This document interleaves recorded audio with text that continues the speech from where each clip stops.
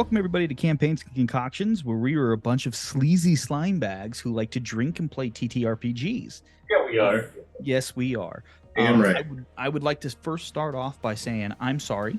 We missed the last game. Normally, I record something for y'all, but I was the reason we missed because I was sick. Yeah. And when the DM is sick, nothing gets done. Makes it tough. So it makes it very tough. So I apologize for that. Thank you, though, for everyone who's listening. I have been checking our analytics, and it does seem that we're doing pretty well. We're getting some more listens, and we really appreciate all of y'all. And I hope that you continue to listen and continue to engage. The Discord, as always, is hopping. So if you want to join with that, you can, as I point, click the link in the show notes. Get all of our interwebby things. It's awesome. The Discord has had drinks, has had minis, has had campaign stuff, has just had conversations. It's really cool. It's starting to jump. And I hope that we grow more and more and more. And before we roll into our beverages of choice, do we have anything to pitch today, my friend? I deleted the site formerly known as Twitter because it's fucking boring and annoying. So if you want to catch my shit still and you were following me there, follow me on Instagram. Same handle, just at the Nomad Barkeep, all one word, all lowercase. And see the new drinks that are coming out for the fall. Yeah, got a few new drinks. tasty things. Yeah, It's toddy weather. I love fall in general, but since becoming a bartender, like there's this whole new element to fall that is figuring out how to incorporate some of my favorite flavors in the world into the thing that I love doing during the time of year that I love for so many different reasons, you know. So it's kind of nice. It's kind of nice. Awesome. I will pitch. I am giving a TED Talk here in about a week. So when that video posts, I will share the links, and then I am also going to be sometime in the somewhat near future, I will be a guest on the One's Ready podcast, talking to the boys Peaches, Aaron, and Trent. Very excited about that. Again, I will post a link to that, and I hope you guys all enjoy that. Me talking about history of Air Force Special Warfare. So, anyone else got anything they want to pitch, or are we good? I think we're good. All right. So what are we drinking? I'm going to start.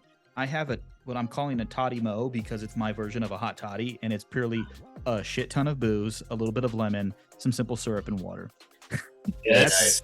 Nice. As a toddy should Sounds be. delicious. It's Sounds 3 ounces of Jameson, 1 ounce of lemon, 1 ounce of simple syrup, and probably 6 ounces of water. It's in one of these massive coffee cups.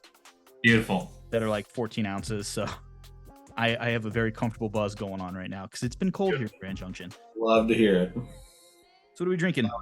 I made a drink that I'm calling the Skellington, you know, because he was the Pumpkin King. Mm-hmm. So I made a pumpkin spice cordial. It took about six and a half hours to make, consisting of fresh pie pumpkin, carrots, ginger, black cardamom, mace, nutmeg, cloves, cinnamon. Pretty sure I'm forgetting something in there. A little bit of orange juice, cane sugar, and water. Blanched and then sous vide and then separated and reconstituted and pureed and blended and all kinds of shit. And then strained. Like it was a labor of love. Turned out absolutely delicious. So the drink is 1.5 ounces of Smith & Cross rum, 1.5 ounces of the pumpkin spice cordial, 1/2 ounce of Aperol, 1/2 ounce of coffee liqueur, and 3/4 ounce of coffee, espresso, cold brew, whatever you want to throw in there. Shake the shit out of it, strain it into a coupe. Definitely tastes like fall. Yeah. And can you get that at Hey Kiddo yet? Not yet. Well, I mean, sort of. I do have a bunch of this cordial left that I'm probably going to take with me to work because I don't think we'll consume it all here. So I'll probably bring it back in this week. And so if people will somebody still be able comes to come in within and, the next 2 weeks, yeah, and they say, ask for Johnny, Yeah, as for they John, can get themselves a Skellington. they can probably, the odds are pretty damn good. They can probably get a Skellington. All right. Yeah. Nice. Absolutely. I went next door to Hey Kiddo, well, across the street. Cetarian. To Yes. the Cetarian. That place And looks I fun. forgot the name of the bartender that took care of Yeah. us because it was like 6 weeks ago. Right. But yeah, she was lovely. She took care of us. She was like, "Hey, you guys should sit down here at the far end of the bar so that like it's not as loud." And I was like, "No, can you sit us on that other side so I can see all the shit you're doing? Because like I'm interested in stuff." And she was like, "Oh yeah, come over here. Let's have a shot of tequila." You Yeah. Come hang out. Come hang out over here. Yeah, this is happening. Yeah, so that was a lot of fun. And we had several drinks there, and they're very, very, very good. I don't think of this. I think I tried about 6 different drinks. Yeah. And one of them had banana in it, and I hate bananas, but I didn't hate that drink. That's how good that drink was. So, that's the highest praise you can give for me is like something made with banana. But don't order it because they hate making it because it's a Ramos. So don't order the chocolate peanut butter banana. It's I don't know. It's like I just like tell people Elvis's. now. Yeah, it's called like the Velvet or something like that, Yeah. and it's just not good to do to a bartender. It's a good drink, but don't do that to your bartender. So I made this beverage that they had there called the Senator. The Senator requires a 2 ounces of Del Maguey. Help me on the pronunciation. Del Maguey. Del Maguey Vita Mezcal. And make sure you use that mezcal or an equivalent style of smoky young mezcal. Yeah. Because I made it once It's a with very a smoky, reposado, yeah, and no, it was doesn't not work. the same drink. And like a lot of times you can sub different things, but it is the balance between the absinthe and the hibiscus and the smokiness of the mezcal, which really makes this drink work. Yeah. So make sure you get a very smoky mezcal. So that's Del Maguey Vita Mezcal. It's got a 1/4 ounce of absinthe, and it has 0.75 ounces of hibiscus vanilla syrup, and it's got a little dash of citric acid in it as well. When she made it at the bar, she had like a little a small bottle with water and citric acid. She was just like drop, like a dasher bottle. I actually put the citric acid into my into the syrup. Into the hibiscus. Into the hibiscus syrup. So that way I didn't have like one more thing to do. Yeah, less touches. So, and you're supposed to garnish it with a artfully cut banana leaf. I instead did an absinthe rinse and put a leaf of mint on top. Yeah, very nice. It's a very well balanced cocktail. Del Maguey Vita is also, I believe, their lowest price point mezcal that they make, which is nice. Yeah. So it's relatively financially, accessible. Yeah. I think it was like $36 or something like that. It's not bad at all. All right. I made something called Dying Embers. I did 1.5 ounce rye whiskey, 1/2 ounce of Chinar, 1/2 ounce of Genepi, and then 0.25 ounces Meadow Sweet Starfruit syrup that Correct. Curtis made. The Genepi I have is very dry, so possibly might not need that if you have a different bottle of Genepi. Oh, we can try it out later if you want. I got the other Genepi. Anyway, that's that. We'll taste test compare. You want to do science? Science! For science. For science! I think that's all our drinks there, bud. That's it. All right. So, the last time that we gathered together, the party finished up kind of some loose ends there on Bergheim when dealing with Prosperin and the Lord Richter. Mostly just kind of getting things going, kind of steps forward, a few asks of the Lord Richter and Prosperin from Skjald and Sid. But other than that, it was pretty simple. It was just long term. It just took a minute to cover it. The party then eventually made their way back to Tinkermere into the conference room that they had left with before. And then as they entered, or as they reapparated within the conference room, there's a person there that just happened to be, it seems that the manager had someone there waiting for them. And it then, as the 6 of you reappeared, that the person stands up and asks that you two to follow them, and that the manager would like a word. What are you guys doing? I was gonna step up and just start following. Okay. Anyone got anything else? You guys just all following? Just follow. I'm following. Okay. The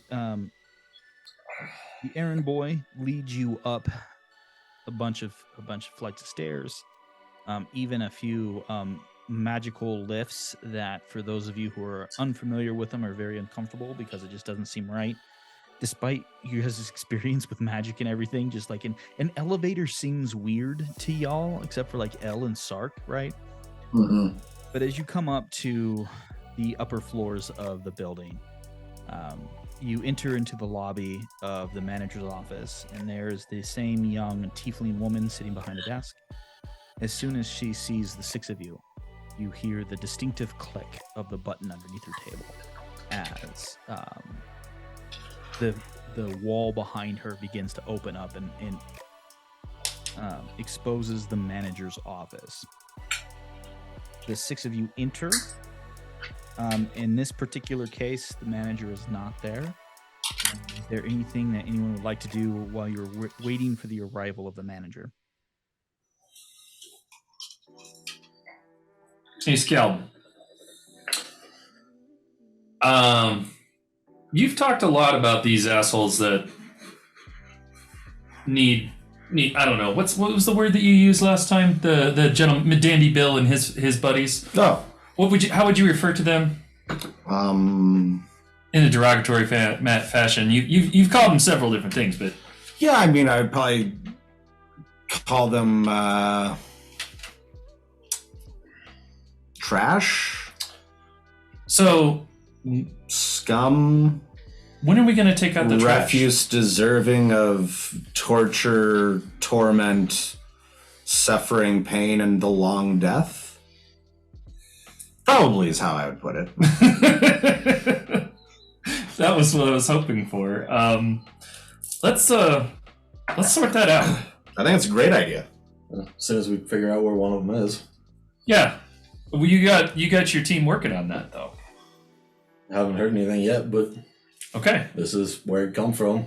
All right. As you guys are having this conversation, you hear that deep, deep voice that is the manager saying, I have a few ideas. And as you watch, you look up to the sound of the voice and you see that big hole that's in the center of the ceiling. And you watch as he floats down through it and slowly makes his way to situate himself behind the desk. And his center eye in the center of his body turns to Skjald, while 5 other of his eyes turn one to each of the rest of you. And he starts,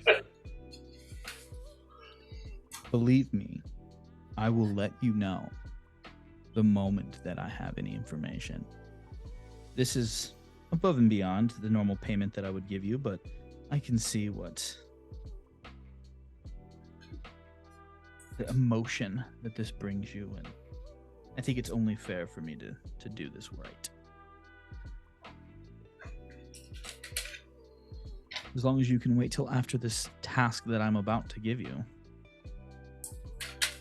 So I still haven't quite got the best information yet. I think we're up to most tasks. Excellent. Well, how is everything in Bergheim? Is everything okay? You didn't piss off the Lord Richter, I assume? Not too badly. I don't think you did at all, but that's okay. Given that we're still alive, clearly we didn't piss him off too much. That's a fair assessment. Well, I believe now it's time for you to seek out the next set of ruins that we have found. And then he looks to Sark and Elle. He says, gentlemen, how familiar are you with Fort Vengeance? If you would like to please roll a history check for me, you two. Assuming I don't have advantage on that for magic, whatever. Definitely not magic. What time of day is it? I think it's midday, if I remember correctly.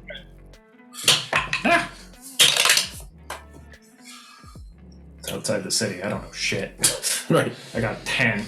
I got an 11. Okay. 28. It's too bad you didn't have advantage on that one. Yeah, I got a flat 5 on that. Well, I wasn't asking you to roll, so good thing. I can roll as a 10 on his Yeah. rating. That checks out. So Sark, the main reason that you don't know much, you know of it. Fort Vengeance is the home of the military presence here in Tinkermere. L, you know that Fort Vengeance is one of the oldest parts of the city.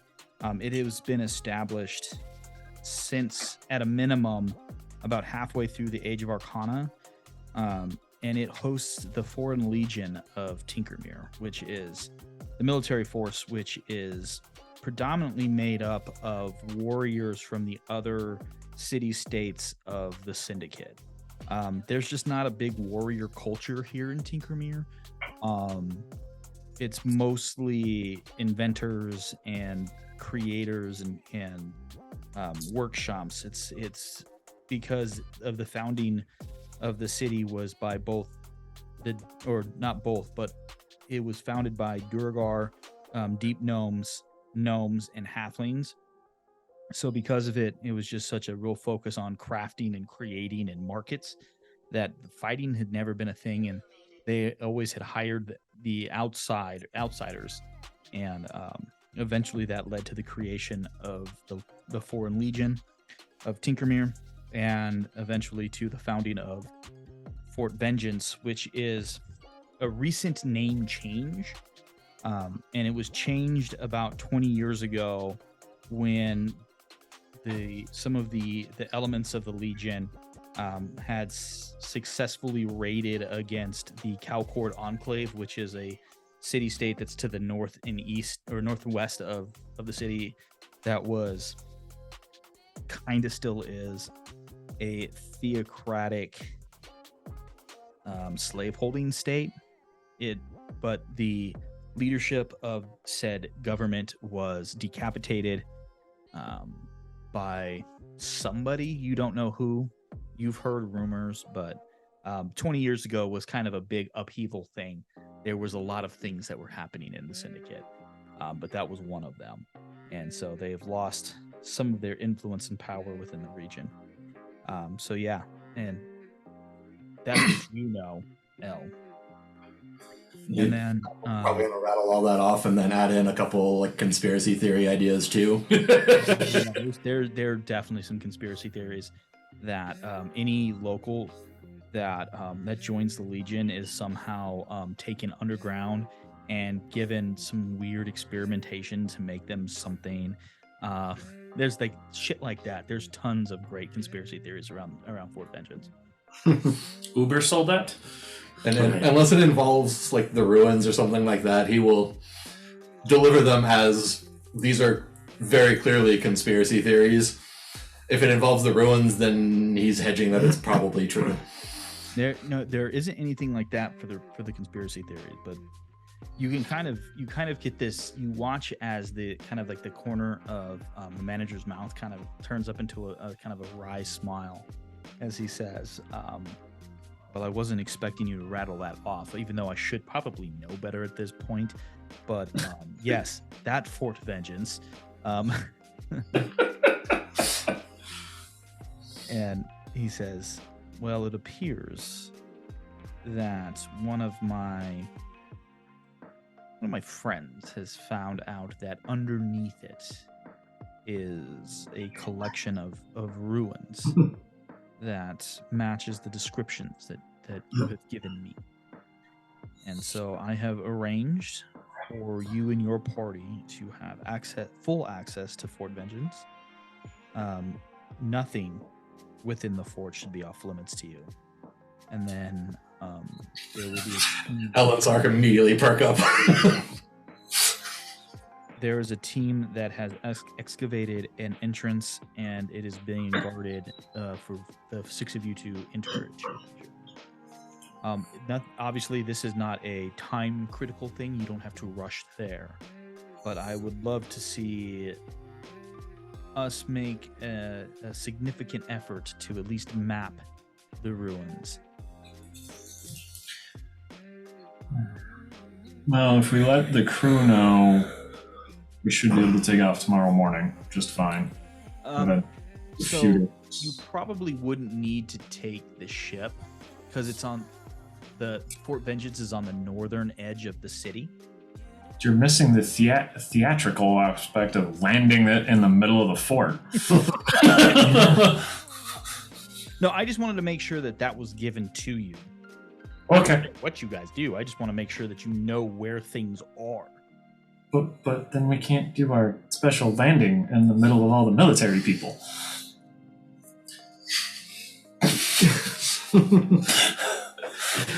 Our special landing requires a little bit of resources. Maybe we should just do a normal landing in the middle. I think You have pounds of platinum. that's not the reason. Okay, We've got many pounds of platinum. And if we Too need to many take the ship, but pounds. we need to swing by Frankie's to pick up stuff. I think that's the only thing we need to do in town. Patrice visibly blushes. He hasn't thought about this in Maybe drop something 6 else. weeks of game time. Yeah, it's And about a day. about a day of in-game time. So gonna have Curtis is blushing. Good. You're just time. lucky I'm not there, Curtis, because I know, right? I would have been touching you. Oh yeah. Mm. Oh yeah. For I sure. was role playing. I can feel you touch me from there, man. I'm already. Yeah. Let me drink some more of this beer. And we'll get evened out. Well, I think it's likely we'll take a break tonight and head out probably tomorrow. Yesterday was a little rough. I'm still picking sawdust out. There, generally speaking, a visit to Bergheim is a little overwhelming in general. And then spending time with the Lord Richter and his family is doubly so. Sark looks up and remembers that the manager is the head of an intelligence agency and is like, Fluffy Sylvans. Fluffy Sylvans. Yes, okay. I'm gonna need some context. Sark had a memory, possession, something by lightning in a room full of panels, Is that Sark's actual knowledge? and With that's the what you description saw? that matches the place that we're going. These ruins they're similar type of ruins. Well, that's interesting. I believe what you were referencing are the Sylvan. So, for those of you paying attention, there is a very distinct there. Sylvan is the language. Sylvan is something different. And this is Morgan talking here real quick. So, it's like you watch as the manager kind of his central eye just kind of Sark go ahead. pulls out the copy of the drawing that he did and just lays it across the manager's desk. So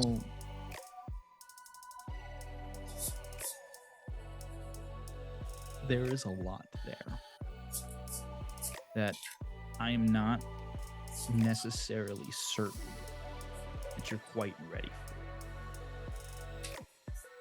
Why don't you go ahead and do this thing?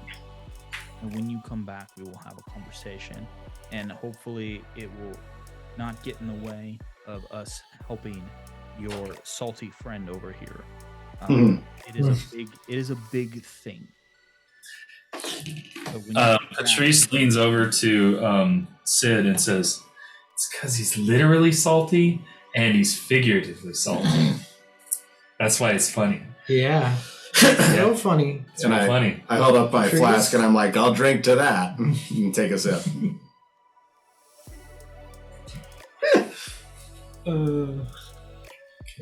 Sark leaves the drawing there and pulls out the book of his pressed flowers and just sets it on the desk too and leaves it behind. Okay. Hold on, I gotta fill out some notes.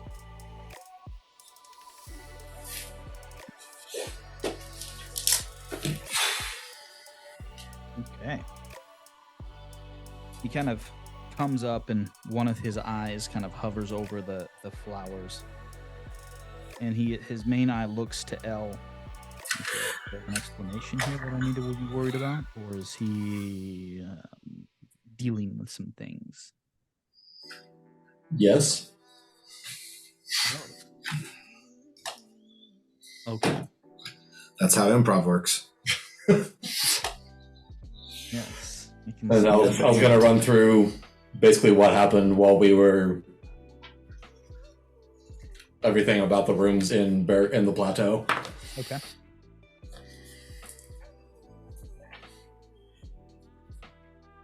I always had an idea he was pretty old.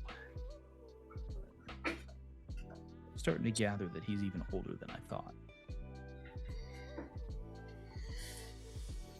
I'll need to dig into some of my own personal research.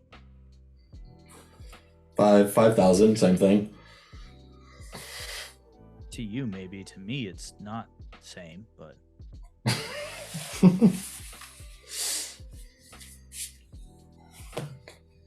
He may predate me, is what I'm saying.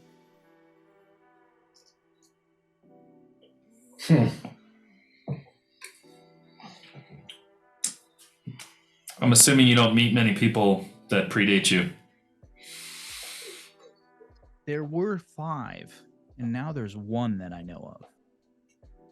You just left his house. That's what I was assuming.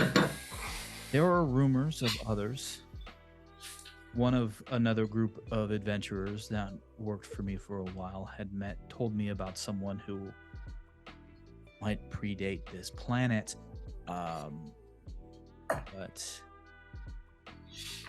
I've never met someone like that. Another group went searching for a thing, but they never came back. Yeah, I don't often meet things that are older than me. How old could the planet possibly be? Like 5, 6, 8,000 years, something like that?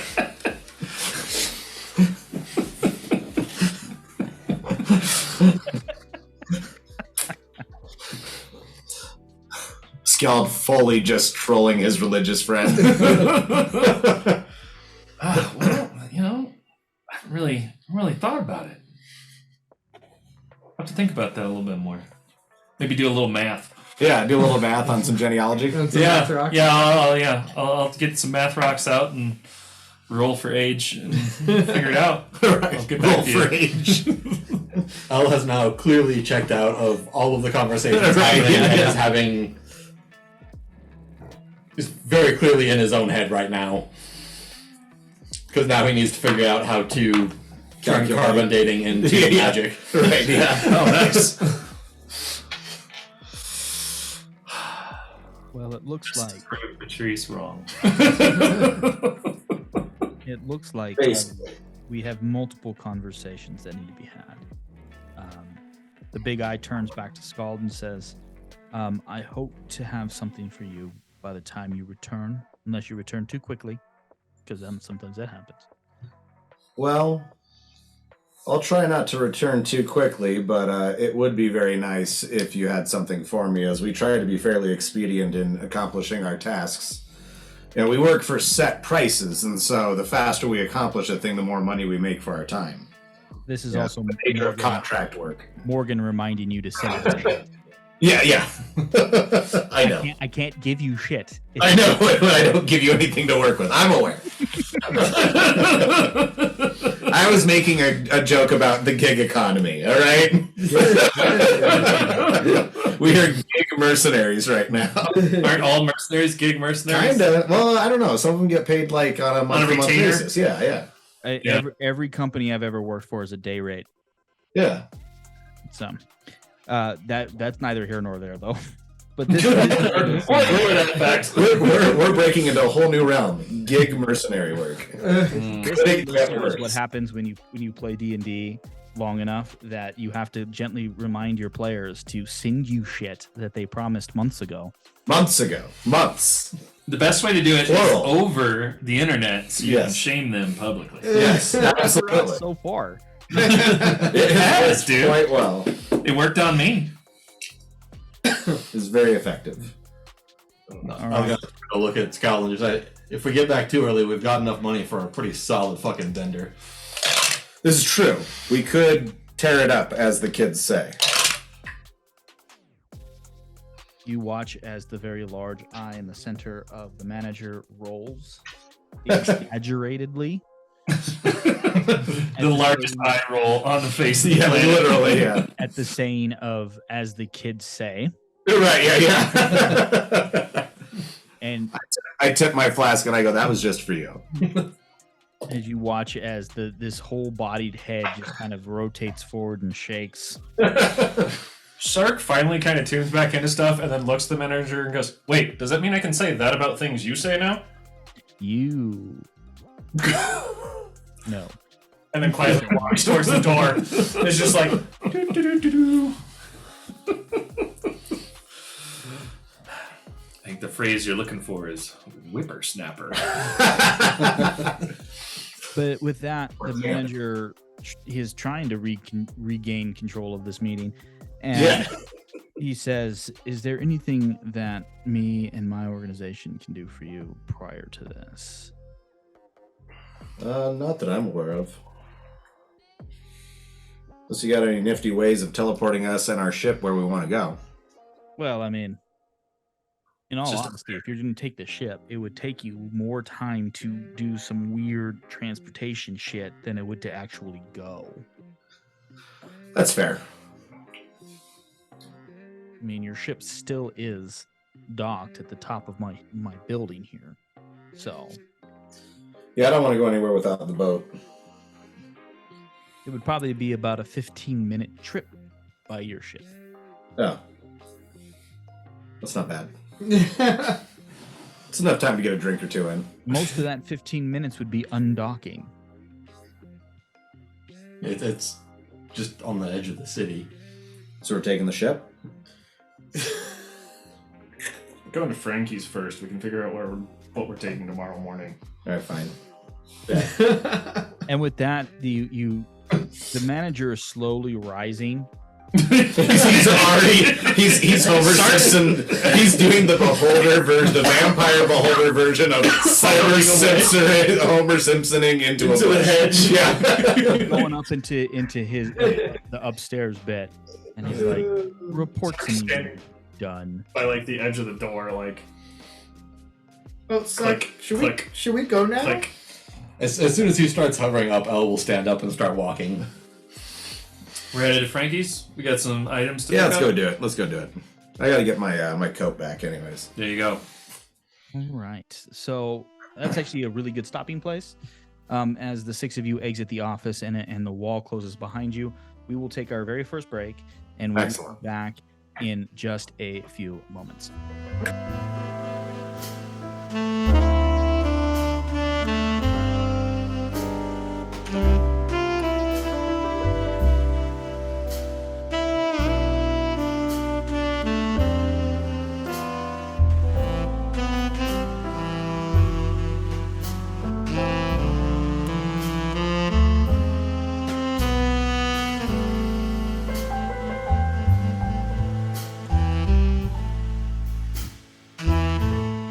Welcome back, everybody, to Campaigns and Concoctions, where we have very definitive opinions on good war movies, and they are We do. all correct. Yes. So, as we roll on now, yeah, and I'm just going to leave it, and I'm not going to explain anything. There's no explanation. Nope.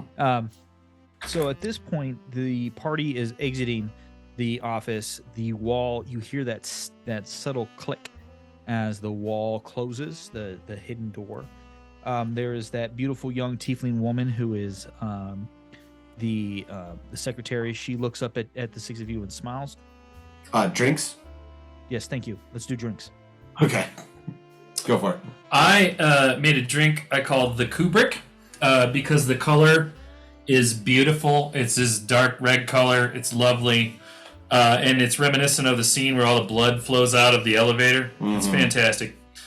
So it's 2 ounces of silver rum, 0.75 ounces of acid-adjusted grapefruit juice, half an ounce of Cafe Amaro, which is a mix between a coffee liqueur and an Amaro, half an ounce of cane syrup, and 6 to 8 frozen raspberries. Frozen raspberries, because frozen raspberries don't dilute your drink as much. Correct. Because it chills your cocktail a little bit, so it doesn't use as much ice when it gets shaken. So 3 drops of saline, 1 dash of orange bitters, 1 dash of tiki bitters, and then you shake all that shit up. I put it in a coupe tonight, but I put it over a big rock, and I thought that was quite nice. That sounds great. You can garnish with another frozen raspberry. I did a lemon twist as well. I think it worked out really well. It's very nice. I made a drink. It was 1.5 ounces of Kraken black rum, a 1/2 ounce of Cantera Negra cafe liqueur, Which are both coffee Yep. things. Oh well, no. I just did the regular black rum, not the coffee rum. We have both. Yeah. Cool. It's not nearly purple enough to have the coffee rum in it. Yeah. No. And then I did a 1/2 ounce of Averna and a 1/2 ounce of creme de cassis, a couple dashes of chocolate mole bitters, several dashes of the Hellfire bitters, and a few drops of saline. Shook that up and strained it. And I'm calling this cocktail the Death of Stars. Morbid. Because it is pitch black. Alternate name, Royal Crown. Because it tastes a hell of a lot like RC Cola. Like the finish on it feels It's like fucking RC great. Cola. It's delightful. It tastes like better RC Cola, Yeah, but like- it feels like you just drank RC Cola. I should just make like a fucking 2-liter batch of that, grab a CO2 tank, and just carbonate it. Oh, yeah, you should. That's Because pretty like good. just carbonating that, no, don't add any additional water. Nope. Like dilute it to this point, and then just carbonate it, and that's a new alcoholic RC Cola. Yeah. And that would be fucking fire. So Yeah. what's interesting is that I made a drink the other day with sherry and balsamic reduction Oh fuck. with a little bit of lime, and it tasted like Coca-Cola. No shit. That's fucked up. The fact that fucked these up. two things are that different in nature, and I was like, that tastes like Similar in Coke. flavor. Yeah. That's gosh. super weird. Yeah, how do we get to cola, and how do our mouths perceive that? Right. Yeah. No kidding. Well, sherry does weird Okay. shit on the palate. Sherry is weird. Yeah. Agree So- 100%. We exit. You hear the click of the door. You are exiting. You see the beautiful young tiefling who is manning the desk there. She looks up with a little bit of a smile on her face, and she says, so did I hear that you're going to Frankie's? to the Nostrum arcade? I've always wanted to go. Is it amazing? Is it everything they say it is? This service is unparalleled. Oh, that means I'll just have to go then. I'll have to go. Tell Frankie that Elle sent you down, and he'll get you hooked up. Oh, well, thank you so much. I will. Oh, you all have just a wonderful, wonderful evening. And you will see that she is now, I mean, she was already pretty happy already, but now she's just like, she's on cloud 9 as she's continuing to do her work. As the 6 of you exit, and you exit to As the we're hallway. That Walking is, out of the room, Sark's gonna deliberately like, Patrice, your face is doing it again. What is with you organics and flushing that really weird red color? Just so the secretary hears it as they walk into the hallway.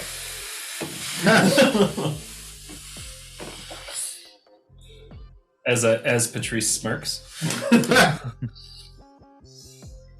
so you are exiting into the side of the building where the glass is facing out into the lagoon side of, and you see the street, the pier.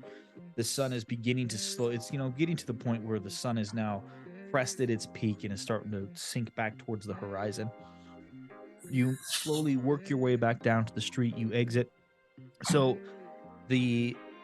from what I gathered from our chat in the break was that you need to go to, obviously, as it was said, the Nostrum Arcade, Frankie's place, And then there was also, at a minimum, the loom of scape, Swords? Scars. Scars. loom of scars, and go see Master G. Dude, names are so good. Well, when I have time to fully prep for what I'm trying to do, when you guys don't throw me for a loop, I can come up with some good shit.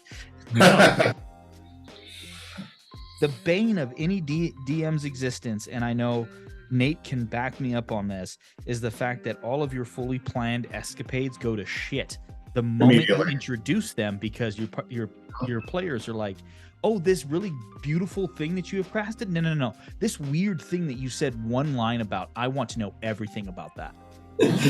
Yes. Yep. That's it right I there. will Tell me forever tell me more about the character that you made up a name for 3 seconds ago, because that's the only person I'm interested in. Exactly. They're definitely up to something. I will forever hold making beer pong rules for D&D above all of you. Yeah, I don't blame you. You should. It's our fault, and we should apologize, but we're not gonna. No, we're Because just it actually worked out. It was fun. We're gonna play beer pong with dice. So, It's the only place I'm possibly worse at beer pong is with dice. what is the order of movement we're gonna go? Are we gonna do Frankie's first, or are we gonna do the Lumo Scars? What time is it again? A little bit past midday. I think we should stop and get some food before we go anywhere. I'm hungry. Where do you want to stop? I've heard of this place that sells like it's sort of like a pocket of bread. Is that a thing you can get here? It's like a bread pocket with like meat and vegetables and sauces. Is that a thing Is you it can hot? here? It can be. That's what we call a sandwich. Well, it's like a pocket though. It's not like 2 layers. It's like a cavity. Like a dumpling? Not like a dumpling that wasn't put in water. I was gonna start walking More towards like his that. favorite diner empanada? joint. I think we're going empanadas. Oh, dude, that sounds so good. Empanadas. As they're having this discussion on what is a sandwich, As we walk, I put my arm over Patrice's shoulder, and I'm only going to start the conversation that ensues in RP, and then it'll trail off. And I'm saying, on one of the ships that I captained not too long ago, I brought on a cook who had formerly been a chef in a previous life, and he had a theory about food. He said that everything is actually a dumpling. Now, you see, his theory was ... Thank you for not continuing that conversation. And you and I have both had this conversation. Thank you. Oh, Lord. I did have to have this conversation recently because a kid was trying to tell me that everything is a Pop-Tart, and I said no. A Pop-Tart. Well, shut up. A Pop-Tart is a dumpling. Pop-Tart is a strawberry dumpling. It's a sweet dumpling. Yeah. We won't go any further. I just had to. Tyler, shout out to you, homie. That was fun. Fucking children. hey, Tyler, we love you. Yeah. You're stupid. Yeah. Get an education. Yeah, come on now. Well, he is a student, so. All right, so you're heading to your favorite. Do you have a name off the top of your head there, Dustin, or do you want me to come up with something? I don't have anything off the top of my head. All right, you are going to a place called Candle. Okay. Ooh. It is not as fancy as it sounds. It is basically a greasy spoon diner that has pretensions of niceness, in the fact that when you walk in, it is just think of the diner from episode 2 of Star Wars, right? I already was. Yeah. Why was I doing that? I hate that movie. Yeah. I mean, what I was going to describe was Breakfast Queen, Fair. which you described. Yeah. But what makes this place so spectacular, one, it's not all shiny metal. It's, woods and all that kind of stuff. But Yeah. every table has a candelabra with candles on it. Like, they're trying to be fancy. Real hard. Yeah. And it's failing miserably. But it adds to a wonderful ambiance. It's loud. You got the diner, hey, what do you want? Kind of thing going It's a on. Waffle House. It is very It's a fancy Waffle House. What is Yeah, that? Yeah, they're just standing there shouting in fucking line cook the whole time. I Yeah, feel like most of the candelabras don't match either. Oh, not at all. and none of the candles are lit. None of them, Only because that would be a quarter- hazard. Only about a quarter of them are lit because most of the people at the tables are so drunk that they just keep going, doing something, and it knocks it off. Yeah. And either Knock the them off waitress, or putting them out. Or, yeah, the waitress realizes it and blows them out. right. Yeah. So, How y'all doing? I wish I was a magic character just so I could thaumaturgy all the candles lit. I know a guy. I do too. I know a guy with finger guns. I might dabble in some mischief while we're here. If I see a group of people that are particularly loud and obnoxious, I definitely finger guns their candles lit. roll a perception check for me. Yes, sir. Doesn't do magic. That's going to be a 21. So yeah, you clearly see, and it's funny because it's like they're sitting at like the corner of the bar, you know, like Yeah. at the Waffle House, like that's always Yeah. to the right of the cashier. There's that Absolutely. Yeah. There's 3 of them sitting there, and there's a candelabra sit there, and it's obviously it's out because, and these 3 They're shit-faced. Yeah. they're drunk, and like it's funny because it's like it's midday, and even Yeah. This is lunch. Yeah. like this is an excessive amount of drunkenness. Yeah. Like This isn't day drinking. This is like bender level at noon. Yeah. And so they're being, and how do you do it? How do you? So the way that I do my prestidigitation fire is with finger guns. No, you snap. Finger guns or bubbles. Oh, you're right. I snap. Yeah, so I snap, and all of the candles on their candelabra come to life. Do any of them have a beard? I would say Roll for beard. roll a d100 for me. Get it, John. Get it, John. 22. Yes, one of them has a beard. The one in the middle. So what I actually do, I like look at them and I see them and I see how obnoxious they are, and I go to snap and I stop myself and I look at my fingers and I'm like, I wonder if this will work. And I double snap with one hand, and the candelabra lights up, and then a split second later, just the tip of the dude's beard lights on fire. It's just a little fire, but it is beard hair on a very drunk man. So he attempts to put it out, Yes, he does. and he keeps missing. Excellent. He keeps hitting above it, and then below it, and then below it, and below it, and then all of a sudden and that scent of burning hair. Oh, yeah. It's like, ugh, right? And then his friends start to slap, and they can't hit it either. And then all of a sudden, you see a dude walk up and he's behind the counter, very long Gandalf pipe going on, and he just has this big pot in his hand, and he just throws Yes. liquid at his face. Drenches the guy with a fucking spittoon. And it just splashes all over him and it puts him out. It says, "Get out!" And they just, all of a sudden, they are sober, Yeah. right? And they are out. And he is just dripping in what appears to be chicken stock. Yes, yes. As I see this happen, as they get up and start to leave, I just golf clap at the gentleman with the Gandalf pipe, and I say, "Thank you for restoring the natural order." And I start looking at the menu that is like 5 fold-outs long, because they make everything here, right? Like, and they list every kind of everything that they make. They have cuisine from across the entire continent and a couple of other continents. And the incontinence. The incontinence, yes, absolutely. So just so you guys know, the poor bastard that John lit his beard on fire rolled a natural 1. Perfect. Hey! Love that for him. Drink, motherfucker, Drink, drink. motherfucking drink! Woo! Oh, so tasty. It really does taste like RC. It's crazy. That's a dangerous cocktail. So the 6 of you sit down. The old woman comes up to you and asks what you want, and it really is just about everything. What is fried steak, Skill? It's Oh no. I think I lost y'all.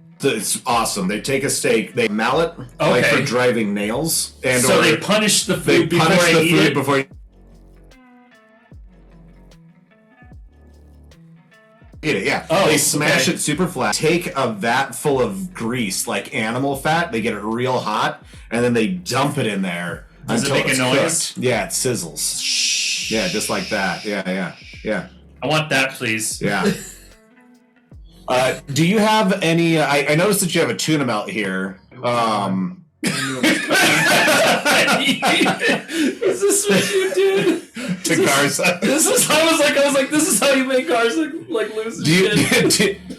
Do you know if you have any tuna that's not dolphin safe?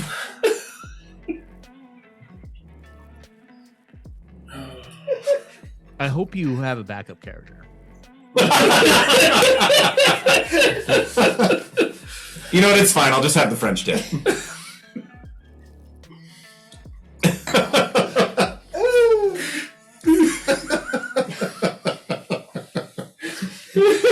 So puts like 5 platinum on the table and just is like, I'm sorry, this is just for the inconvenience of my friends.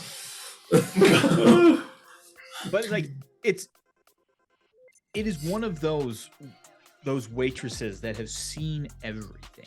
Literally everything. And like you can't do nothing about it. Like she is unflappable and Right. everything. And she looks at you and says, "Darling, what the fuck do you think you're doing here?"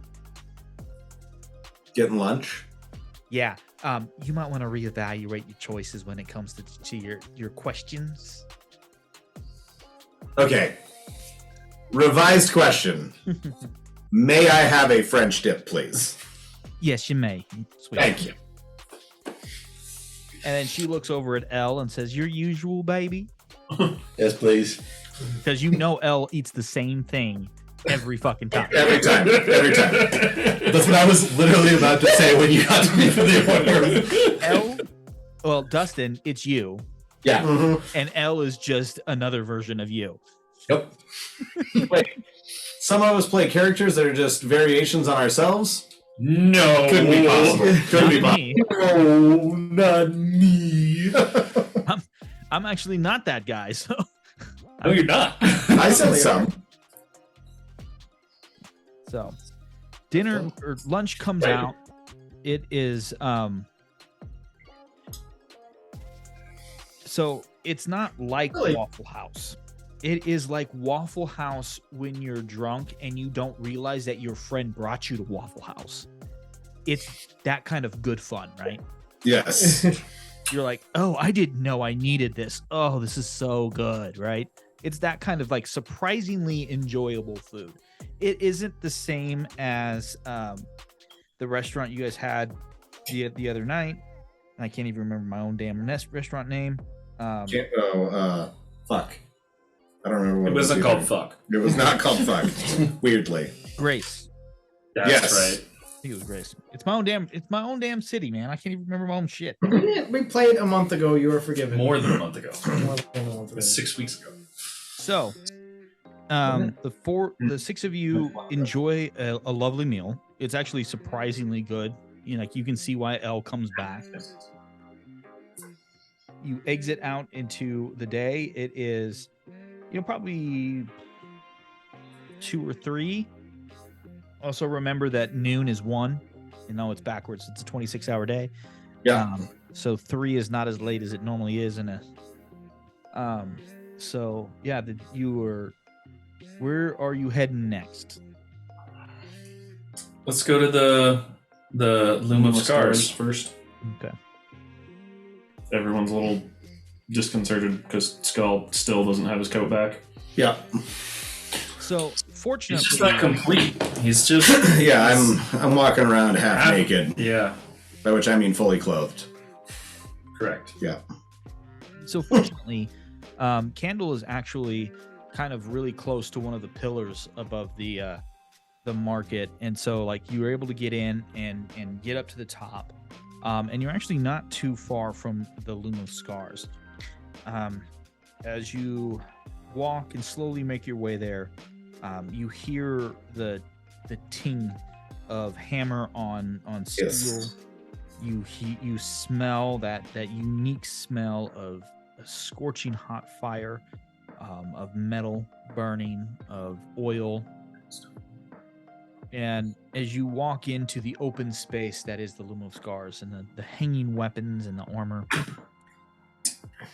you actually can see Master G standing there in his massive form with his apron, his leather apron, standing there just striking. Ting, ting, ting. And he eventually takes the piece that he is working on and he douses it into the oil. And you look up and he sees you.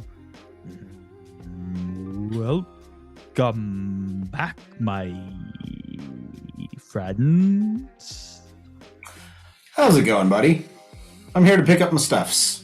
It's good to see you. I have it ready for you.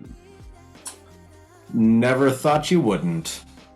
And he Did I walks pay over- full straight out of the gate? I think I only paid half up front, didn't I? Yes. I don't remember how much it was, and I also don't remember what it was that I was having done to it. So I will listen back a few episodes and figure that out. I know he was doing something cool, though. I think you were getting a Misty Step. I think so, I think a too. reaction. I think it was a Misty Step. reaction Misty Step, yeah. That was fucking So awesome. you were having so it was your cloak. So you Yeah. were having, I believe, some shoulder pauldrons attached. So it's already got shoulder pauldrons, and it's got basically a full sleeve of armor on the left-hand side. But I feel like he was doing Chest. something. Was it chest? Okay. chest. Yeah. I know he was doing something to imbue it with magic as well. Because I got a +1 out of it to my AC, and I think we agreed like that was kind of as much as I could get out of that AC-wise. But I think he was imbuing it with some kind of spell, and I do think it was like a reaction Misty Step. I think that sounds right too. Yeah. But it was like a once a day type of thing. Yeah, something like, once a day. Yeah.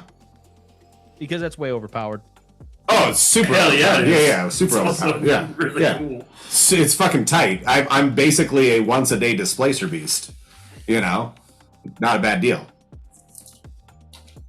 So he brings it to you, and you see that in addition to the beautiful work that the steel, the metal does, it really matches everything else that you have that has been added to this cloak.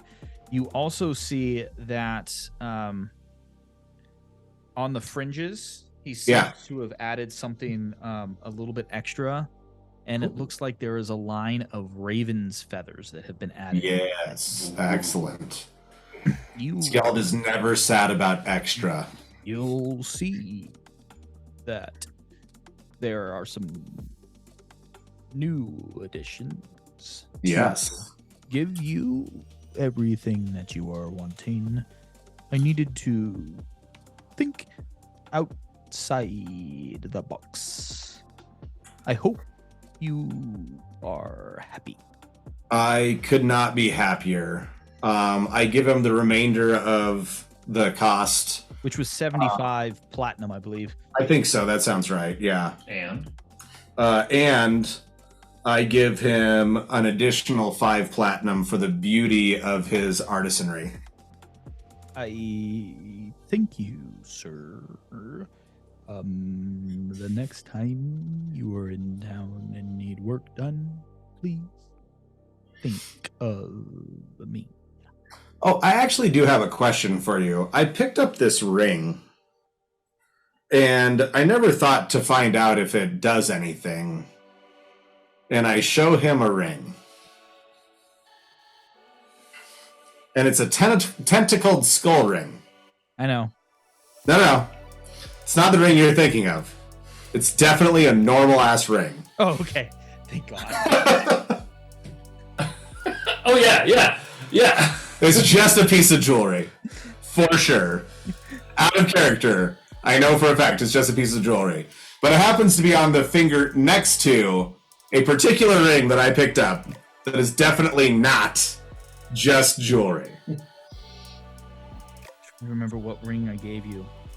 The ring of Jinn summoning. Yeah. Okay, good. You remember what it is. That's why. Yes, I do. I don't know what it does, but I know the name of it is the ring of Jinn summoning, because we both agreed that I should not know what it does until I think to have somebody tell me what the fuck it does. And you're pointing to the tentacled ring. I'm pointing to a tentacled skull ring right next to it on my middle finger, and it is on my ring finger. The Jinn summoning ring is on my ring finger, but I'm holding it up, and I'm like, tell me about this ring.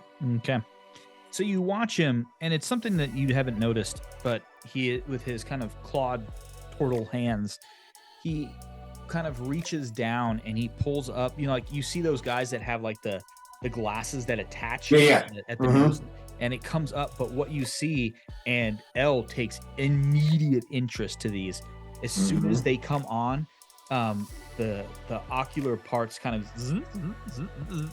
beautiful, love it. Telescope. He gets really close to your hand. And he goes, well, that is a ring. Yeah. Nothing else. Just the ring. I look at it and I'm like, huh. What about this one?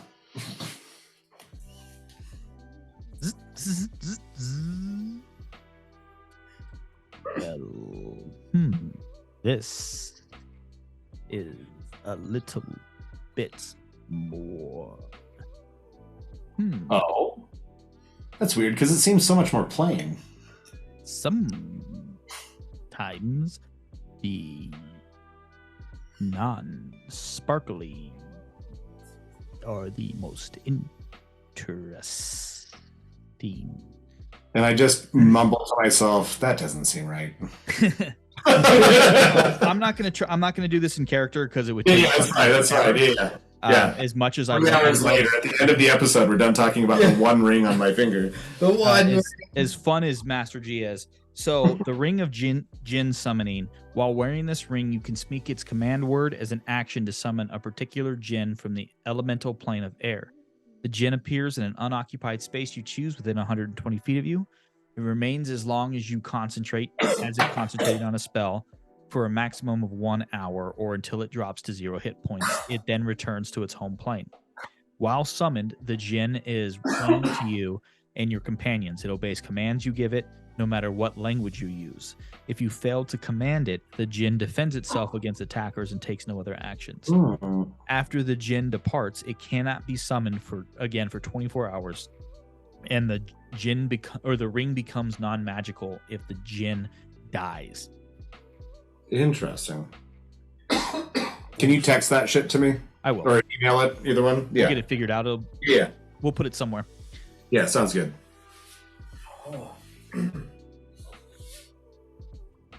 So there's a whole heap of Jinns that are available. Nice. And that's the elemental of air. And we'll work it out. So that's what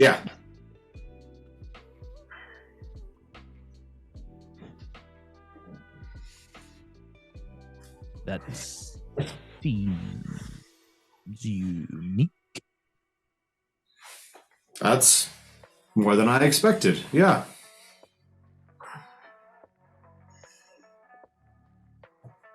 Well, friends, is there more that I can offer? Where did you get those?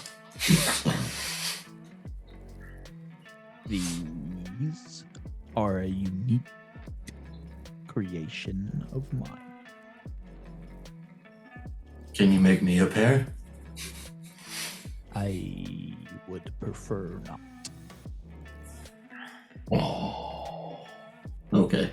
Sometimes you must keep the best for yourself. No, that's fair. I see, though, that you are a man of culture.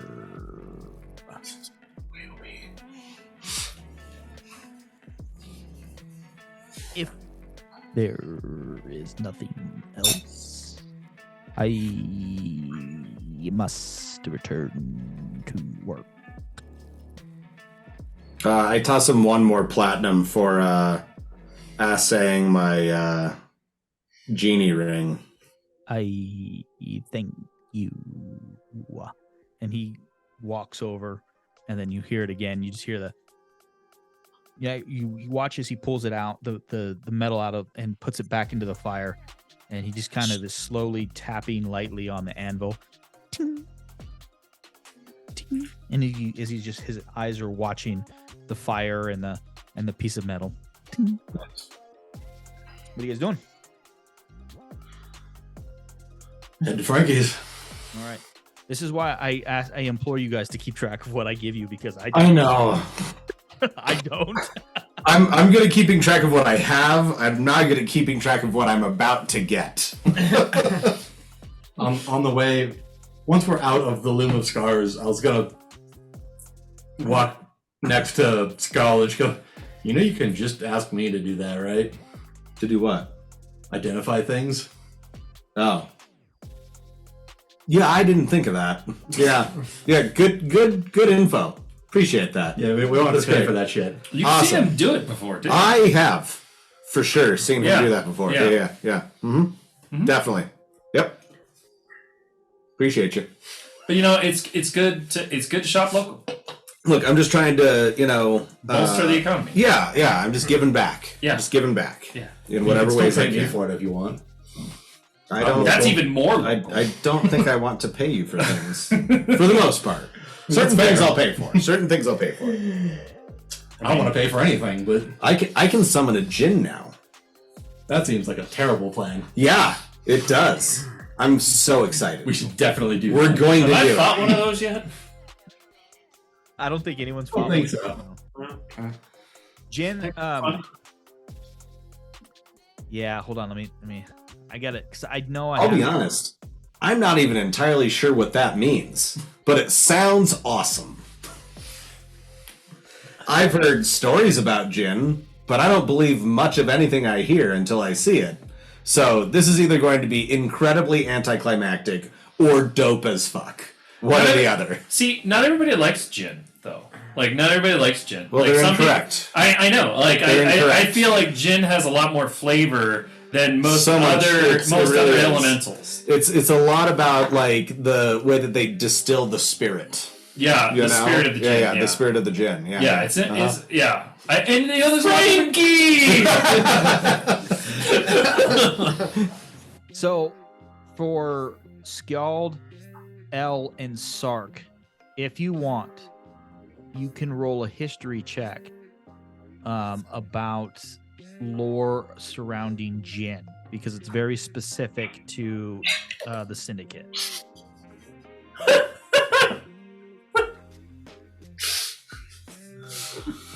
Need to pour some more. Both rolling that? No. No, Oh, I thought he you did. I know. I see his now. Now they get back over I here. first thought you saw. I'm working on it. What is it? Nat 20. Nat 20 for a 29. Hey! Motherfucker, Drink, motherfucker, drink. Try not to cough this time. Yeah, don't die. From what I've heard, dying is bad for your health. Shark got a 14, but just tell L whatever he's going to spew out of his head in a moment. Most of the rumors surrounding Jinn stem or come from one of the 6 nation states of the Syndicate, specifically Sonoba. Sonoba is a group of affiliated tribes of Aasimar, orcs, and goblins that are fairly nomadic of the desert of the northeastern region of the Syndicate. Just to kind of general think French Algeria, and prior to the turn of the 20th century. So a lot of the the native Algerians, that kind of area there. And so the thing with gin, what you have generally heard, and even with a natural 20, it's going to be pretty sparse and vague. You're going to hear stuff about some tribes who go on hunts to control the jinn, because the jinn is a fairly powerful creature that some say will grant wishes, some say will haunt your nightmares, others will say that they have the ability to control certain elements. So there's a lot that goes on there, but it's mostly some sort of spectral being that at some ways can be tied to a person. So there's that one. So there you go. All I was gonna say out of that is it's some kind of, the djinn is some kind of spectral thing. People hunt it. Maybe it grants wishes. Maybe it kills people. Maybe it kills you. We don't know. We should ask it. Cool. So with that, as you are now walking up to Frankie's, we are going to take our next break. Yay! We'll pick up when we come back with Frankie.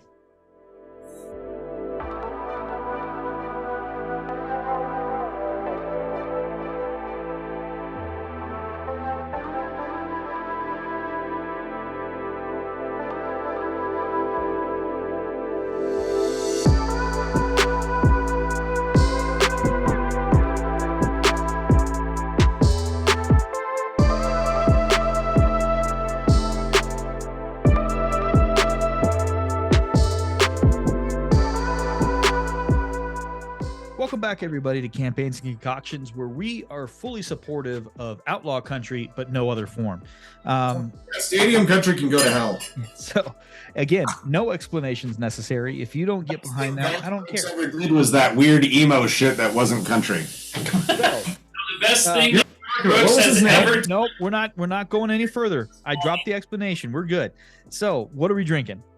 It's gonna drive me crazy. I don't have a name for it, but I made another drink. I actually made one. It has 1.5 ounces of the Contegra Negra coffee liqueur, 1 ounce of the Don Q 151. Oh, it smells good. Half an ounce of pineapple juice, 4 drops of saline 80/20, 2 drops of the habanero shrub. Shook it over a large cube and then just dirty dumped it into a glass. I don't have a name for it yet. Delicious as fuck. Chris So Gaines. good. The best thing Garth Brooks ever did was be Chris Gaines. That's right. Okay, next drink. The next drink. Let me see. Hold on. Let me remind myself. Oh, fuck. It's good. I like the pepper on that one. Yep. I made a drink. It involves 2 ounces of Hendrick's gin. And I surmise the reason that John likes Hendrick's gin is because it's made in Scotland and not England. That doesn't surprise me at all. So I Actually, thought that was the didn't even main know that. reason, but I was like, I actually didn't even this is know why that. John likes it. 'cause All right, fellas, come on. So 2 ounces of Hendrick's gin. It has 3/4 of an ounce of the Meadowsweet Starfruit syrup. It has 3/4 of an ounce of lime juice and a half ounce of green chartreuse. And they're real stuff. Because I found a bottle a few months ago and I decided to open up this week. That is one of the drinks I made. Jared, you do your drink? I'm gonna name this. Yeah, I'm gonna name it Take 5. So Dave 3/4 Brubeck. ounce. Huh? It's Dave Yeah. Brubeck. It's a very good album. 3/4 ounce white rum, 3/4 ounce Jamaican rum, half ounce Kraken rum, 3/4 ounce lime, half ounce pineapple, 3/4 ounce cream of coconut, 1/4 ounce grenadine, 1 dash plum, 1 dash cherry, 1 dash Ingo. Beautiful. I'll post it in chat. That sounds like a proper tiki drink I was recipe. going to say the same thing. Is there 24 ingredients? It might be good. It might be delicious as It fuck. might be fucking. It's also delightful. really pretty with the It is pretty. rosemary garnish Yeah, and the pineapple palm- fronds. yeah, the Frans. I was also thinking of naming it TAF, which would be Tiki as fuck. What is the Tiki as fuck. That's a good ass name. Taff. Tiki as fuck. Yeah, it's so good. And then the last drink I made, which I haven't tasted yet, John says it's delicious, which is a good. It is it's a delicious. It's got a little mezcal in there. Yeah, definitely. Yeah. Not just a little. It's got 2 ounces of the Del Maguey mezcal. It's got 3/4 of an ounce of the Meadowsweet Starfruit syrup. It's got a 3/4 of an ounce of acid-adjusted orange juice. It has a 1/2 ounce of Genepi. I think it's the Dolan. No, it's the Golden Moon Distillery. Yeah. Golden Moon Distillery. Fuck yes. Fucking good. Nice high ABV on it. And then I shook the shit out of it and I garnished it with a mint sprig from Jared's garden. It now lives inside my house because it's too cold. It's nice. Right? Yeah, for being mezcal, it's pretty layered. Like, it's not just like a one note thing. Like, you get like 3 different flavors out of that drink while you're drinking it. All right. Okay. So, as the party is now rolling up to the Nostrum Arcade, what are you guys doing as you walk in? I'll walk in the door. And, hey, Frankie, we brought someone back to see you. Jesus. You Patrice shyly like wiggles his fingers as a wave. Skjald accidentally bumps into the back of Patrice and subtly shoves Patrice forward towards Frankie. So actually, as the 6 of you walk in, and you guys are saying this, Frankie's back is actually to you. They have a customer in that the mirror well, and they're measuring and they're fitting, and they go, "Oh well, oh wait, those voices sound familiar to me. Oh, just one moment, let me get where we're going." And then they keep working and they finish up, and you hear the Frankie conversation. It's very encouraging. It's very much just like it makes everyone feel just better about themselves as they're talking. And Frankie eventually gets him out. "Oh, don't worry, darling. I'll get you out. We'll get you taken care of. Come back in a couple of weeks. We'll get you taken care of." And as they come up, they gently escort them out, and they come up and they greet each of you individually, pretty subtly until it gets to Patrice, and then the back of their hand kind of gently caresses Patrice's cheek and says, "Good to see you again, darling." It says, "What brings all of you back into my humble shop?" Well, do you want to go have brunch sometime? Well, I want to have brunch anytime. Well, it's too late today, but maybe tomorrow or the next day, whenever you're free. We have a thing tomorrow, though, don't we? El, do we have a thing tomorrow? We're leaving tomorrow. We have a thing tomorrow, but we'll be back soon. I just before we leave, I wanted you to know that I wanted to have brunch with you. 100. I lean in and I say, Oh my god. "Patrice, I am so proud of you." And then I go to look at blouses. Game blouses. Yes. That's off my blouse. That's off my blouse. So Frankie, Departure tomorrow, if long enough for you to have brunch if you want. Looking at Frankie. No. You all do whatever it is you need to do. I will be here, and we can go. And they gently kind of just run their finger kind of like that right on the bridge of your nose and kind of rub it down, Patrice, and says, "You and me, we'll do brunch when you get back." So it's like half a boop and half a caress. Yes. I love it. That sounds so good. And today, Frankie is very much more flamboyant than they were in the previous time that you had seen them. It is very much a think a 1970s blue, like pale blue leisure suit with the ruffled shirt, but it's open nearly down to their navel. and their long hair is just kind of framing their face as they stand there. Yeah. If everyone can gently remember that beautiful person, the picture is in the the Discord. You can go see it. Yes. As that is like right up me and John's alley. Yes. Absolutely. And obviously Patrice. And obviously Patrice, and maybe even a little bit of Curtis. Yeah. And they walk up to you and they link their left arm into your right, Patrice. And as they are leading you forward, Frankie speaks over their shoulder towards Sark and says, "Baby, I believe that you had some garments that needed to be taken care of, yes?" If they're done, I'm ready to wear them. They are definitely ready for you. Let's get you fitted, babe.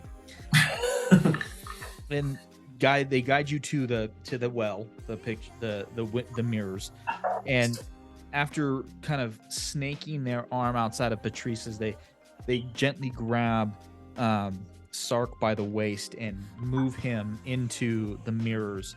And they go in the back, they grab the garments, and then they come out and says, "Why don't you get this tried on? Let's make sure everything fits just right. Just so." Sark, totally unabashed, just is like, okay, everything off, put stuff back on. That's exactly what I was hoping for. Yes. Perfect. And so at this point, Frankie's kind of standing there. Anatomically correct or a Kendall? Kendall. Okay. Frankie's kind of standing there and hand on the hip, and they have this they have pulled out one of those Cruella de Vil cigarette holders. Yes. The big old stem. Yep, the big old stem. And as they're watching this and they light the cigarette, they go, "I didn't know I was in town for a show today."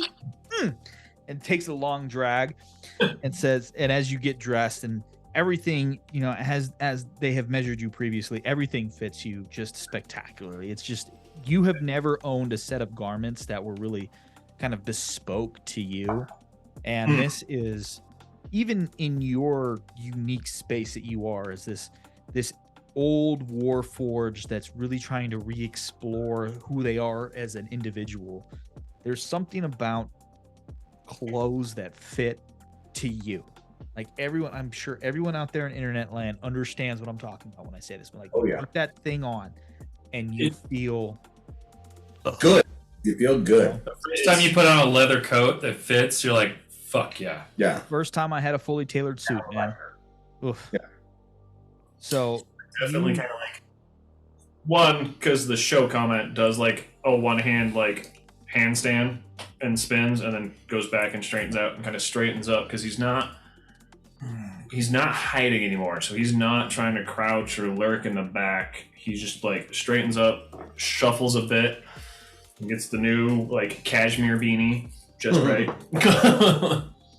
Skeld's like, "I don't know if it's the clothes, but you look fucking good right now, my friend." Have you been like oiling your wooden parts? Well, I had to get the sawdust out for that part. Oh, okay. Do you condition is that a normal routine? And at Like this lin- point, Frankie kind of gently steps up to you, Patrice, and kind of, as they place their shoulder on yours, and says, "Babe, not questions you should be asking in public." Speaking of, we've Thank talked you. about clothes in public, Sark. This is still public.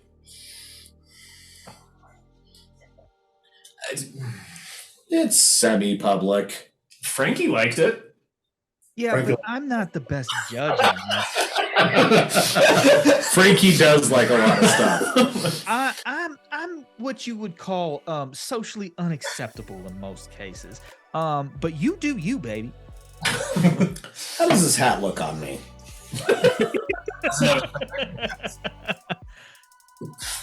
That's a little ostentatious even for you. Really? How did you find a black feather that big?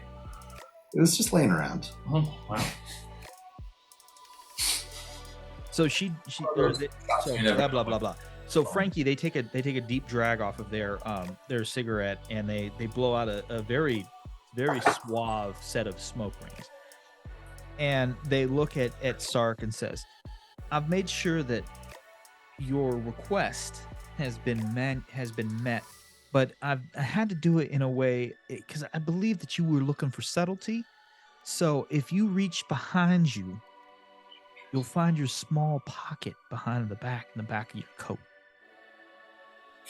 It's there that your request has been fulfilled."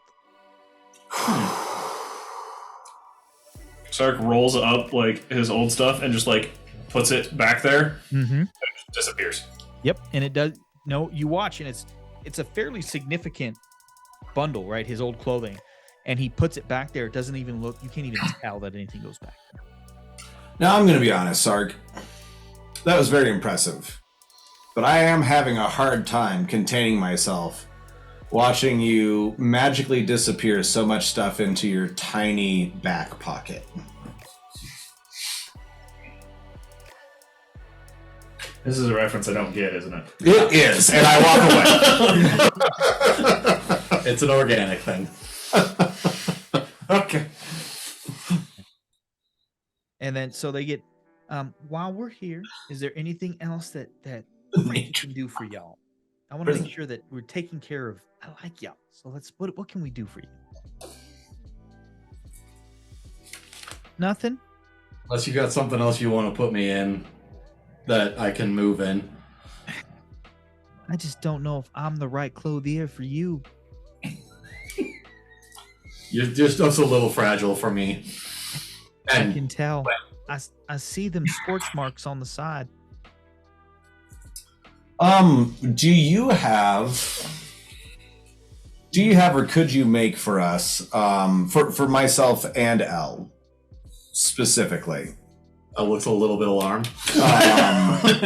Some court-worthy clothing? I'm thinking pantaloons, doublet, blouse, in all black that could potentially withstand, I don't know, fire, magic, ice, various kinds of damage. Well, I don't know about the magic bit. I may have to contract that out. That's fine. But I ain't gonna make that for you. That's so boring.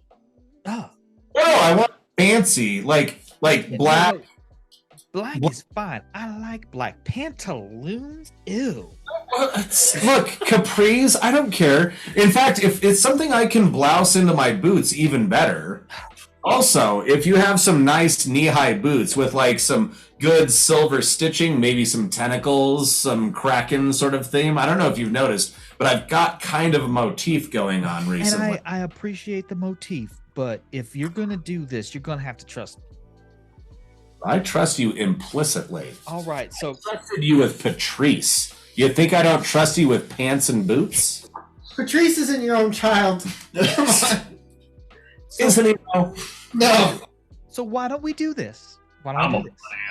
Why don't y'all go? Not my child, but he is my ward. Y'all go do your thing that you're gonna do tomorrow.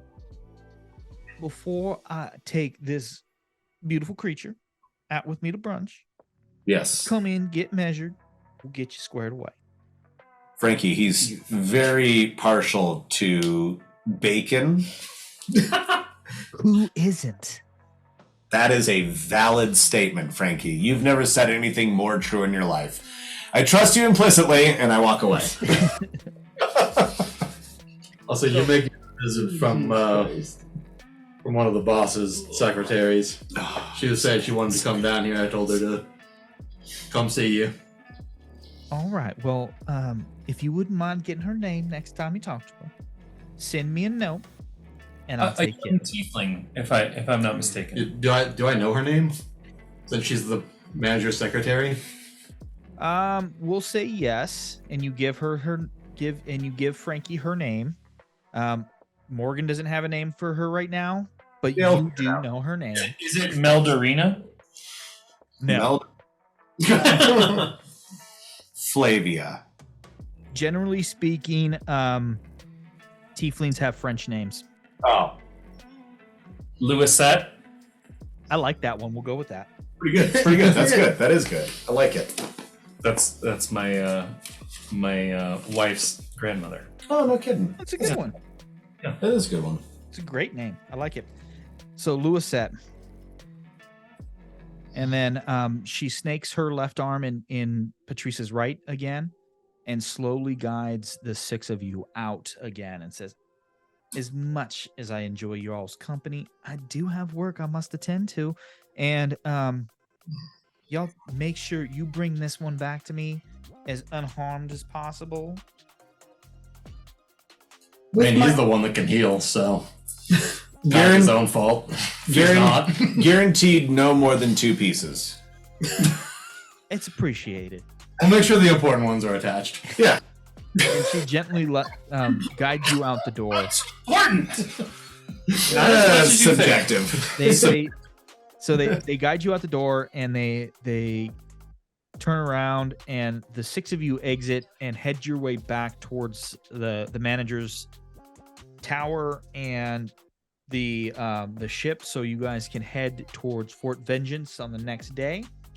Yeah. And then that's where we'll pick up next session, is with heading towards Fort Vengeance.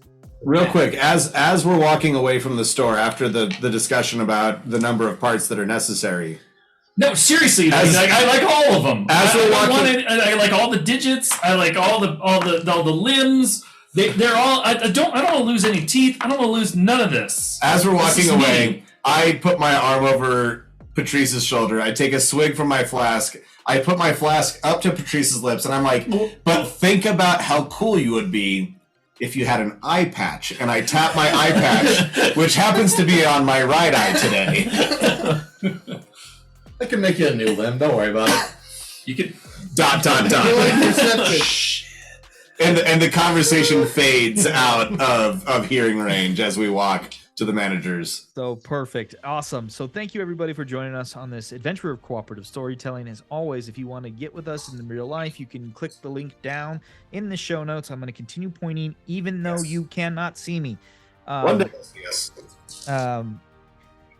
Click on the button, join us in the Discord, the Instagram. We haven't been as active on Instagram, but hopefully at some point we can spin it up. I'm also going to warn all of you that our schedule is going to be, we're going to try and be as consistent as possible, but as you're listening to this, we are getting ready to head into the traditional American holiday season. So that means that we're still going to try, but you know, some of us have families, some of us have families that want us to do things on these holidays that we don't celebrate personally. So yeah, the big warning is that around Saturnalia time, we are going to take some time off, and then we'll keep you all in the loop. But until next time, Drink well.